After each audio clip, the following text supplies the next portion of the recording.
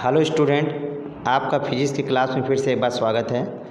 चलिए आज हम जैसे कि पिछले लेक्चर में आपको बताए थे कि लेज़र में क्या क्या होता है, लेज़र शुरू किए हैं। जो यूनिट 7 का लेक्चर जो है वो सेकंड है, ध्यान दीजिएगा, सेकंड लेक्चर है, यानी यूनिट 7 का सेकंड लेक्चर आपको आज फिर से शुरू कर रहे हैं सेकंड लेक्चर में। तो पहले लेक्चर में मैंने जैसे आपको लेज़र के बारे में बताया था कि लेज़र में क्या क्या होता है, कैसे होता है, उसी के कुछ पार्ट हैं जो लेज़र अभी ख़त्म नहीं हुआ था, आज शुरू कर रहा हूँ। जैसे पॉपुलेशन, इन्वर्जन और पंपिंग क्या होता है, इसके ज़रिए कैसे लेज़र लाइट काम करती है और कैसे जलती है, ये देखना है। तो देखिए चलिए बताते हैं आपको। किसी परमाणु निकाय के उच्च स्तर में सदैव कुछ परमाणु उपस्थित रहते हैं। यदि किसी पदार्थ पर निश्चित आवृत्ति का प्रकाश डालते हैं, यानी किस पे, यदि कोई पदार्थ पर निश्चित आवृत्ति का प्रकाश डालते हैं तो पदार्थ कुछ प्रकाश ऊर्जा को अवशोषित कर लेता है। अवशोषित मतलब सोख लेता है, ग्रहण कर लेता है और उच्च ऊर्जा स्तर में चला जाता है। इस प्रक्रिया में एक ऐसी स्थिति उत्पन्न होती है कि निम्न ऊर्जा में स्थित परमाणुओं की संख्या उच्च ऊर्जा में स्थित परमाणुओं की संख्या से कम हो जाती है। यह स्थिति ही क्या कहलाती है? पॉपुलेशन इन्वर्जन कहलाती है। समानता जैसे ये फिगर में बताए हैं, E2 ऊर्जा स्तर में उत्सर्जित इलेक्ट्रॉनों की संख्या E1 ऊर्जा स्तर में उत्सर्जित इलेक्ट्रॉनों की संख्या से अधिक होती है। जैसा कि मैंने ये देखिए फिगर में यहाँ पे बताया गया है।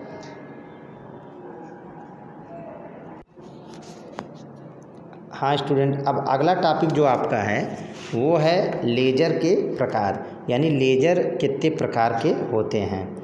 तो देखिए यहाँ पे तो मैंने पहले आपको बता देते हैं लेज़र के प्रकार। तो लेज़र के जो प्रकार हैं वो लेज़र दो प्रकार के होते हैं, एक रूबी लेज़र होता है और एक हीलियम नियॉन लेज़र होता है। तो हम पहला शुरू करेंगे रूबी लेज़र। तो रूबी लेज़र का ये फिगर बना हुआ है। तो चलिए रूबी लेज़र के बारे में बताते हैं। तो सबसे पहले आप ये जान जाइए, मैमन नामक एक वैज्ञानिक थे जिन्होंने रूबी लेज़र को खोज की थी। तो ये होता क्या है, जैसे ये फिगर में मैंने बताया है कि रूबी क्रिस्टल की एक बेलनाकार छड़ का उपयोग किया जाता है। यह छड़ की लंबाई जो होती है 5 सेंटीमीटर होती है और व्यास 1 सेंटीमीटर का होता है। तो और इसमें एल्युमिनियम ऑक्साइड के क्रिस्टल में 0.05% क्रोमियम ऑक्साइड की अशुद्धि को प्रविष्ट कराकर रूबी क्रिस्टल का निर्माण किया जाता है। यानी क्या क्या मिलाया जाता है? क्रोमियम ऑक्साइड और एल्युमिनियम ऑक्साइड के क्रिस्टल को। ये एक नंबर में पूछ सकता है बच्चों। वास्तव रूबी लेज़र में जो क्रोमियम आयन ही लेज़र क्रिया के लिए उत्तरदायी होते हैं। कौन से? क्रोमियम आयन जो होते हैं वो लेज़र की जो क्रिया होती है उसी के लिए उत्तरदायी होते हैं। और रूबी लेज़र का गुलाबी रंग भी इन्हीं आयनों के कारण होता है। तो ये गुलाबी कलर के जो होते हैं तो किसके कारण होता है? ये क्रोमियम आयन के कारण होता है। ये तो रूबी लेज़र के बारे में हमने आपको बता दिया। अभी देखिए अगले पार्ट में जो है ये रूबी लेज़र वर्क कैसे करता है, इसको समझिए। तो उसके लिए देखिए मैंने यहाँ पे एक ऊर्जा स्तर की जो आरेख बना दिया। तो पहला जो नीचे वाला है इसको हम बोलते हैं मूल अवस्था, नीचे वाले को ये बोलते हैं मूल अवस्था। फिर मूल अवस्था के बाद होता है मेटा स्टेबल अवस्था, ये बीच वाली जो अवस्था होती है मेटा स्टेबल अवस्था। और ये जो लास्ट में लिखा हुआ है ये पंपिंग होता है। और ये ऊर्जा स्तर यानी उच्च ऊर्जा स्तर का आरेख है। तो चलिए इसके द्वारा बताते हैं ये वर्क कैसे करता है। तो रूबी लेज़र में जब छड़ के दोनों सिरे समतल पर पॉलिश द्वारा चिकने बनाए जाते हैं, यानी जो मैंने भी फिगर में दिखाया है उसमें जो चिकने तल होते हैं दोनों सिरों के, उसके पॉलिश करके उनको चिकना बनाया जाता है। इन्हीं पर चांदी की पतली परत इस प्रकार चढ़ाई जाती है जिससे एक सिरे का जो परावर्तक लगभग होता है 99% रहता है, जबकि दूसरे सिरे का जो परावर्तक रहता है वो 60% रहता है। अब चलिए देखते हैं ये वर्क कैसे करता है। तो जब परमाणु की पंपिंग होती है तो परमाणुओं की पंपिंग के द्वारा आवश्यक ऊर्जा जो होते हैं वो जेनन गैस से प्राप्त होती है। जेनन गैस से आवश्यक पंपिंग ऊर्जा अवशोषित कर क्रोमियम आयन जो होता है वो उच्च ऊर्जा स्तर E2 में चला जाता है। तो देखिए यहाँ पे मैंने E2 दिखाया है, E2 पे चला जाता है। यह उत्तेजित आयन रूबी क्रिस्टल को कुछ ऊर्जा देकर 10⁻⁸ सेकंड में E1 में आ जाता है। किस में आ जाता है? E1 में, यानी सबसे पहले वो ऊपर जाएगा, फिर कुछ ऊर्जा दे के वो कुछ सेकंड के बाद लौटता है तो वो मेटा स्टेट क्रोमियम आयन में आ जाता है, यानी मेटा स्टेट स्थिति में आ जाता है। तो यह मेटा स्टेट जो होता है क्रोमियम आयन की संख्या बढ़ जाती है। यह स्थिति क्या कहलाती है? पॉपुलेशन इन्वर्स कहलाती है। और जब कोई उत्तेजित आयन स्वतः उत्सर्जन द्वारा मेटा स्टेट E1 में मूल अवस्था E0 में आता है, यानी E1 से जब E0 में आता है, तो देखिए यहाँ पे E1 दिया है, यहाँ E0 नीचे है, E0 पे आता है तो वह लाल रंग के प्रकाश के प्रोटॉन का उत्सर्जन करता है। किसका उत्सर्जन करता है? प्रोटॉन का। इस प्रोटॉन की तरंग दैर्घ्य का मान जो होता है वो 6943 एंगस्ट्रॉम होता है। प्रोटॉन के उत्सर्जन को यहाँ पे देखिए हमने बता दिया है, दिखाया गया है। अब आते हैं इसी दौरान होता क्या है। इसी दौरान किसी अन्य उत्तेजित आयन से टकराकर उद्दीपित उत्सर्जन द्वारा, जैसे हमने पढ़ाया उद्दीपित उत्सर्जन क्या होता है, पीछे आपको बता चुके हैं, द्वारा अपने ही समान दूसरा प्रोटॉन उत्पन्न कर देता है। यानी एक प्रोटॉन तो वापस लौटता ही है, उसके अलावा दूसरा प्रोटॉन उत्सर्जन कर देता है। यह प्रोटॉन भी पहले प्रोटॉन के कला संबंध होने के कारण रूबी छड़ के अक्ष समांतर गति करता रहता है। यह प्रक्रिया आगे दोहराई जाती है। इसी प्रकार छड़ की अक्ष के समांतर एक लाल प्रोटॉन पुंज स्थापित हो जाता है। जब इस पुंज की तीव्रता अधिकतम हो जाती है तो इसका एक अंश रूबी छड़ के अंश परावर्तक सिरे से परावर्तित होकर बाहर निकलता है। यह प्रकाश का कला संबंध पुंज है, इसे ही लेजर कहते हैं। जिसका फार्मूला देखिए बच्चों यहाँ पे नीचे मैंने दे रखा है, ये फार्मूला है Sc/λ बराबर E1 - E0। ये तो था बच्चों हाँ स्टूडेंट, ये तो बता दिया आपको रूबी लेजर के बारे में। अब चलिए इनका रूबी लेजर का कुछ अनुप्रयोग भी सुन लीजिए। तो अनुप्रयोग क्या है? जैसे रूबी लेजर का अनुप्रयोग शल्य चिकित्सा में, फोटोग्राफी में, दूरी मापने में, हेलोग्राफी आदि में किया जाता है। ये तो हो गया रूबी लेजर। और दूसरा मैंने लेजर बताया है आपको, हीलियम नियॉन लेजर। तो हीलियम नियॉन लेजर का यहाँ पे मैंने एक फिगर एक्सप्लेन किया हुआ है। ये हीलियम नियॉन लेजर है। ऊपर जो लिखा हुआ है पूर्व परावर्तक है वो M1 है इस साइड, फिर आंशिक परावर्तक है वो M2 है, फिर हीलियम नियॉन गैस दी हुई है 7:1 में और 10:1 में। यह अनुपात एक नंबर में पूछ सकता है बच्चों कि कितना अनुपात होगा, तो 7:1 होता है, 10:1 होता है। और ये इलेक्ट्रोड होते हैं बीच में, यहाँ से तरंगे ये प्रोटॉन निकल रहे हैं बाहर। तो चलिए अब इसके बारे में कुछ बता देते हैं आपको। हीलियम नियॉन लेजर, ये देखिए इस प्रकार के जो लेजर हैं में उपयोग में माध्यम गैसीय अवस्था में होते हैं। यानी ये लेजर जो होते हैं वो गैसीय अवस्था में होते हैं, एक नंबर में पूछ सकता है।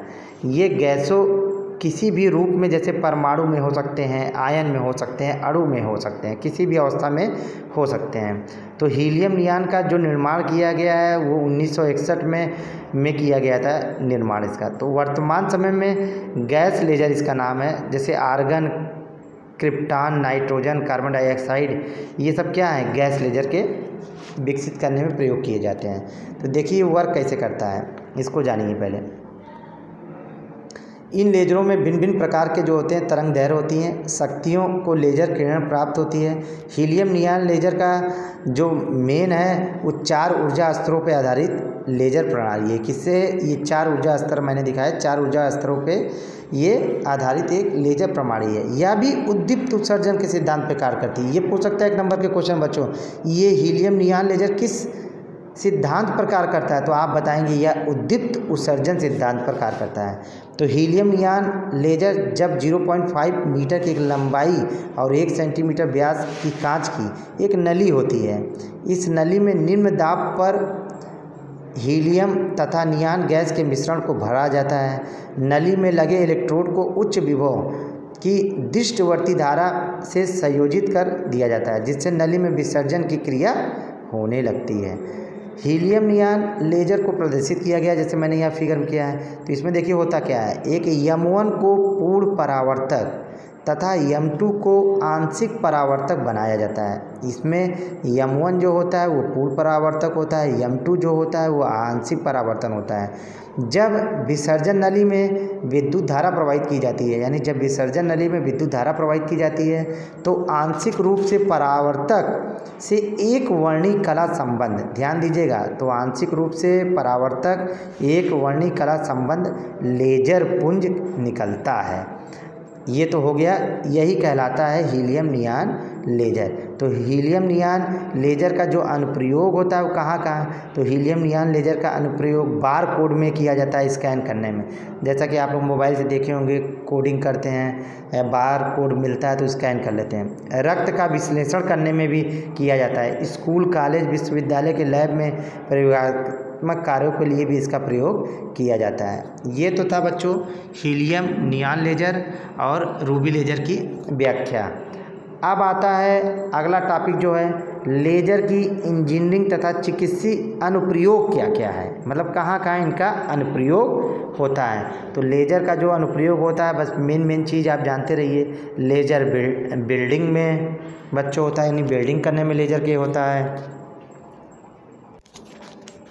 हाँ स्टूडेंट, जैसे कि हमने आपको बताया कि इसमें कहाँ कहाँ होता है, लेजर बिल्डिंग में होता है, यानी धातुओं को जोड़ने में होता है। अगला है बच्चों लेजर मशीनिंग में होता है। लेजर मशीनिंग मीन्स जब लेजर से प्राप्त किरणें प्राप्त होती हैं और सतह पे पड़ती हैं तो उच्च तथा तीव्र ताप उत्पन्न होता है, जिससे मान 5000-6000 डिग्री सेल्सियस तक पहुंच जाता है तथा पदार्थ का वह भाग जो पिघल जाता है वो लेजर के गुण स्टील और मोटी मोटी प्लेटों को काटने तथा दूसरे कार्य जैसे पदार्थ की फिनिशिंग करने में प्रयोग किया जाता है लेजर मशीनिंग का। अगला है लेजर संचार में। तो लेजर किरणों का उपयोग टेलीफोन, जैसे लेजर संचार मीन्स क्या होता है, कम्युनिकेशन।